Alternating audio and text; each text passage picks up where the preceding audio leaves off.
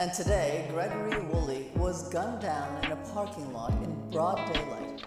Observers are calling this a major event in Montreal's crime world, and there are fears of more violence to come.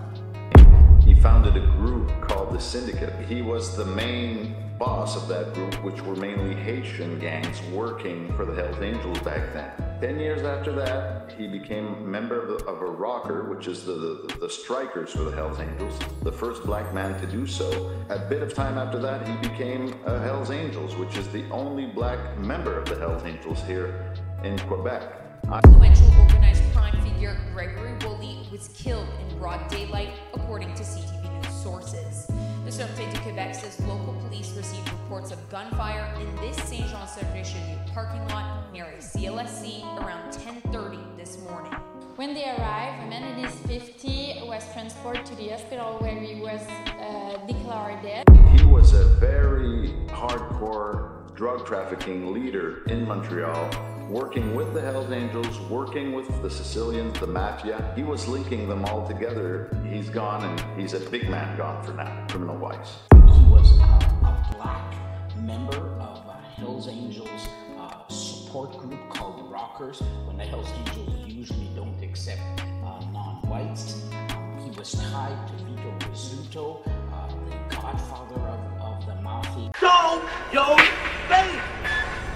Show your face, please, with sugar on top!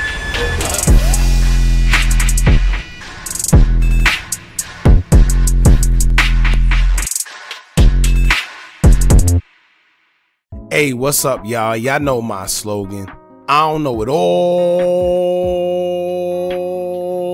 but I know what I've been through. Now, before we get into this video, please make sure you head on down to Instagram and follow us on our official Instagram page at Hookah Anonymous _. We're able to be a little more explicit, a little more uncensored, and share content freely without running the risk of having our channel terminated. So, once again, make sure you head on down to Instagram and follow us on our official Instagram page at Hookah Anonymous _.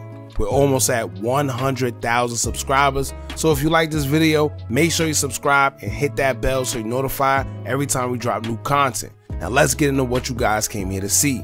Now, this is a very interesting story that I wanted to cover for some time now, and I finally got the opportunity to do so. This is a story straight out of Canada about a man who rose up in the ranks and even was the only black man to be included in the infamous motorcycle crew, the Hells Angels, where it's mainly occupied by white men. However, he must have brought some type of value for them to accept him in such a group that usually don't allow anyone outside of their own kind. And that he did.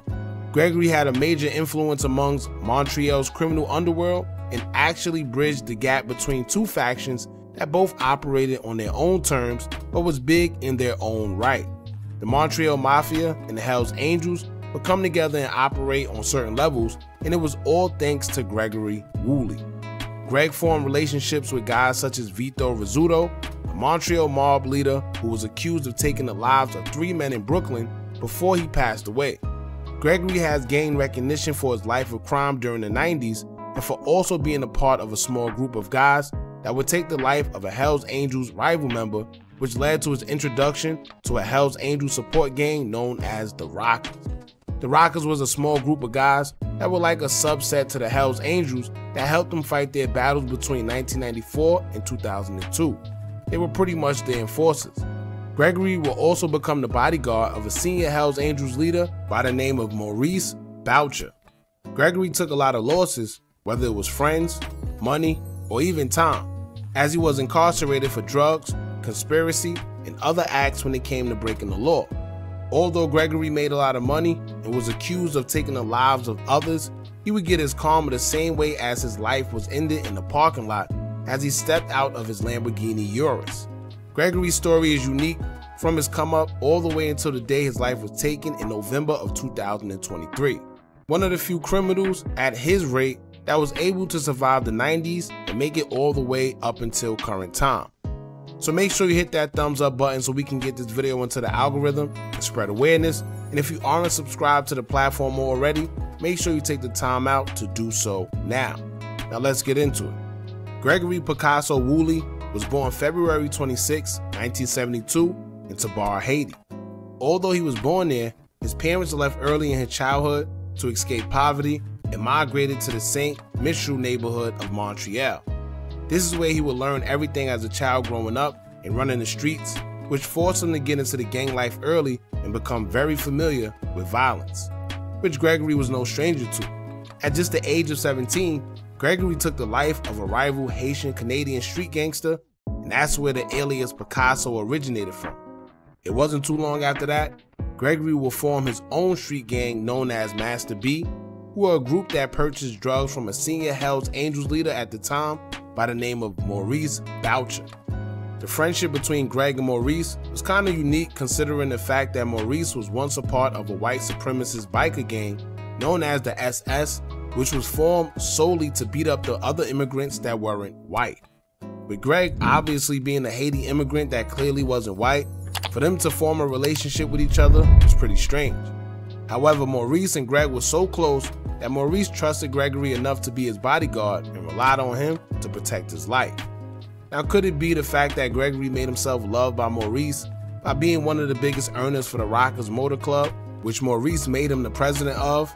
I would believe so, because at the end of the day, no matter what color you are, money has been proven to unify all races when it comes to who can make it the most. But Maurice would explain that Greg has proved himself after being a serious intimidator and enforcer, and also a loyal member that never told on anybody despite his run-ins with the law. And with the information that Gregory knew, he could have did damage if he decided to flip on Maurice and any other Hells Angel members or Rockers. Gregory didn't only earn his trust through making money, but he solidified his place within the club by being an assassin for the Hells Angels. The Picasso name came after Gregory was known as an artist when it came to taking lives based on how he would carve up his rival. He became so good at what he did that when Maurice made him the president of the Rockers, he was the first black man to ever be the leader of an outlaw biker club in Canada. This said a lot, because aside from his reputation, seeing him as a black man being the leader of a Canadian outlaw group just said a lot within itself. The Rockers were a group that their main mission was to basically carry out hits for the Hells Angels and deal with the enforcement side. So if you had any problems with the Hells Angels, you had problems with them. So to be considered the top guy amongst a group of serious guys, that spoke volumes within itself. Aside from the Hells Angels, Greg also had ties to the Rizzuto crime family, which started the connection between Hells Angels and the Montreal Mafia. Woolley kept a low profile as a muscle and silent assassin until 1997. On March 28th of that year, a rocker hitman under the lead of Gregory by the name of Aimé Samard took the life of a rival by the name of John Mark Casey. Samard was arrested a month later in April and became a snitch, admitting that he only took the life of John Mark because he was ordered to by Greg. That year, Greg was charged with first-degree M, but was acquitted shortly after once Samard proved to the courts that he wasn't a credible witness. It seemed as if Greg dodged a bullet, but all this did was put him on police radar. In 1998, he gained even more attention when he attended a funeral of a Hells Angel member where police described Gregory as a chief security officer. Police began to wonder who was this black man that was not only able to be a part of this funeral, but was also a chief security officer seen giving orders to Maurice Boucher's son. This made law enforcement curious, and this is when Gregory got on their radar, because law enforcement began being curious. Now, everyone didn't agree with Gregory being a part of the Rockers, stating that he's clearly serving a group of people that don't even like his own kind. One of those people were an old friend of Greg's named Beauvoir John, who was once a part of Greg's old gang, Master B. He would form his own street gang called Bogars, which meant handsome boys in Haitian. Greg decided to form another street gang called the Syndicate to oppose the Bogars. Greg ran a syndicate just like the Hells Angels ran their group, and that would be his street gang that he was the leader of aside from his role in the Rockers. Now, remember when I mentioned that Greg got on the police radar in 1998 due to him being a chief security officer at the funeral? Well, it will all come back to haunt him as a traffic stop would take place in August of 1999. Greg was riding his Harley-Davidson motorcycle wearing his biker vest with a Rockers patch attached to it when he was pulled over by police for speeding. The officer would pull Greg over and claim that he spotted something underneath Greg's vest that scared him, and he knew the violence that Gregory was capable of, especially being that he was the only black outlaw biker seen in Montreal and rocking that specific patch. The officer offered to drop the speeding charge if Greg would just show him what was under his vest, but Greg refused, saying that he's not under arrest, so it's none of the cop's business what's under his vest. The cop immediately called for backup, determined to see what was under Greg's vest. When officers got to the scene, it took a total of 5 of the officers to arrest Greg just to see what was under his vest. But to their surprise, it was nothing. No gun, no drugs, nothing illegal. However, there was a handgun that was found laying close to the scene, but Greg's lawyer would easily be able to dispute that and claim that it was planted there by police just to frame his client. Greg was released on grounds of entrapment and wasn't charged for anything. But that was just the beginning to the harassment of law enforcement, as more will continue to ensue later on in the future. Because once again, Gregory is now on law enforcement's radar. In April of 2000, Greg was arrested while trying to board a flight to Haiti after airport security would accuse him of trying to sneak a handgun onto the plane. After this conviction, things began getting serious for Greg. Him and his team was getting away with so much crime due to the outdated system Montreal police use to solve crimes. They began adapting a new way of figuring out suspects by using DNA evidence to pin suspects to the crime scene. Now in Greg's case, a few materials, including his DNA matches, pinned him to certain crimes. Detectives got smart and looked in public for discarded cigarettes and used plastic coffee cups on crime scenes that led them back to Gregory Woolley. They also found a hair sample that was found in a tote next to a discarded firearm that was used to take the life of a rival gang member. With all the DNA evidence collected by police, in March of 2001, 42 Hells Angels and Rockers members were charged with 23 counts of first-degree M. Amongst the 42 was Gregory Woolley. Gregory himself was suspected of carrying out several killings on behalf of the Hells Angels. Detectives assumed because Greg was a black man and wasn't able to properly join the Hells Angels group that he would be the first to cooperate. However, it was the total opposite. Another rocker, who was actually promoted to the Hells Angels by the name of Reen Charbois, would cry and beg to make a deal with law enforcement for lesser time. He was rejected. Gregory stayed quiet and was charged with conspiracy to traffic in narcotics and first-degree M for the death of a rival rock machine biker in 1996. This would be the second time Greg was tried for the death of the rock machine biker, and he was acquitted both times. His attorney stated that the DNA evidence law enforcement gathered was planted. So as a result, in 2005, the first-degree M charge was dropped, and instead, Greg pleaded guilty to conspiracy to commit M, conspiracy to traffic in narcotics, and gangsterism. During Greg's stay, he would meet Vito Rizzuto in St. Anne des Plaines jail in 2004, while Vito was arrested following an extradition request from the United States. The two would become cool with each other, starting a friendship that would last even after the two would get out of jail. This may or may have not been the right match, as both parties had their own share of trouble going on. And honestly, whenever you meet someone in jail or prison, although you guys may become tight, because it's easier to become close in there given the circumstances, but it never works out well when two criminals get together. It's like a recipe for disaster, because history has shown us that both parties end up combining their resources of illegal activity and just use such things to carry out more crime. In this case, when Vito went to war with Reno Desjardins in 2010, he called for help from Gregory and the Hells Angels. Top members and capos lost their life in Vito Rizzuto's group as they suffered an internal war throughout the Rizzuto family. Desjardins and his brother-in-law, Joseph DiMarlo, was the strongest set under the Rizzuto crime family. It was times where Vito almost came close to losing control over his own crime family, but with the help of Greg and his Hells Angels, they were big help in that war. When it was all said and done, 12 members of the Desjardins set was gone when the smoke cleared. Rizzuto died in December of 2013, and Greg was given a place of honor at his funeral service even though he wasn't mafiosi. But that often means that he's a high-valued ally to the family, so it's accepted. In July of 2015, Maurice Boucher ordered for Greg to take Desjardins of the Rizzuto crime family's life. But here's the kicker. By November of 2015, Greg and almost 50 other crime leaders were arrested in a big sweep. Law enforcement states that Greg was involved in the sweep because he was a part of a plot to kill Desjardins. Either someone told, or they just listened in on call or letters by Maurice Boucher, who was the one that was actually accused of sending the hit.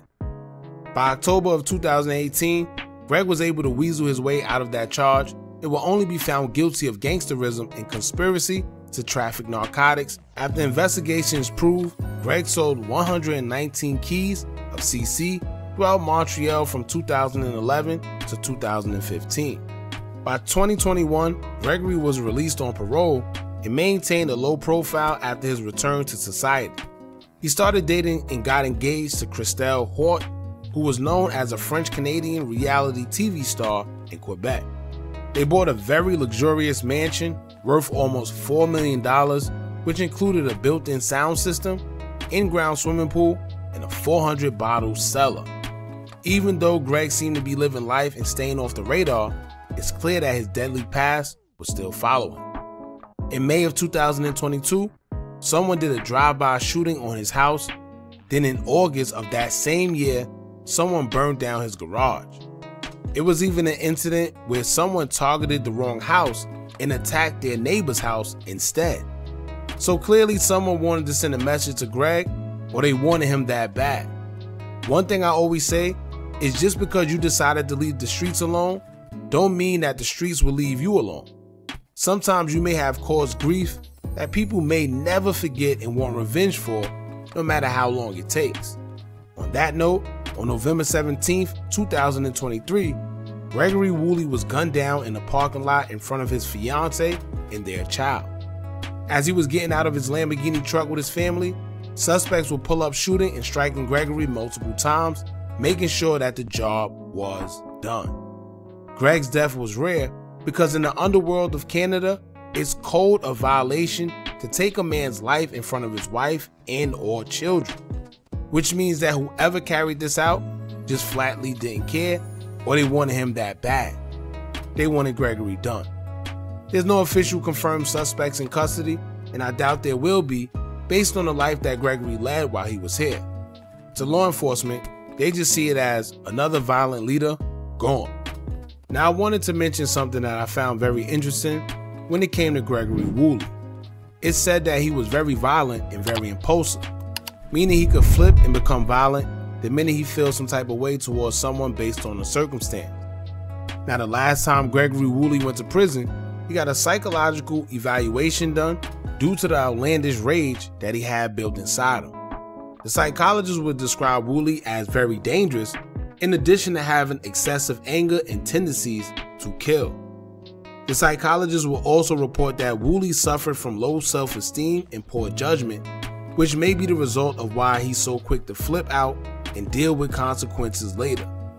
The psychologist will also find out that Gregory Woolley's self-esteem was so low that at the age of 16, he was ashamed to be black due to his surroundings and tried to take his own life at such a young age. So the psychologist believed that played exactly into why he had no problems working for the Hells Angels, even though they despised his kind and anybody that didn't look like them. The psychologist calls it Gregory seeking approval from the Hells Angels to maintain his self-esteem issues, which also made Greg easier to control at the hands of other senior Hells Angels leaders. Now, if any updates come out regarding this situation, I'll keep you guys updated. But as of now, Gregory Woolley will just go down as one of the first black crime bosses to be accepted by the Hells Angels. Y'all jump in the comments and let me know what y'all think about this. Don't forget to like, comment, share, and subscribe. Hit that bell so you're notified every time we drop new content. Remember, as long as you keep on watching, I'm going to keep on dropping. And I'm out.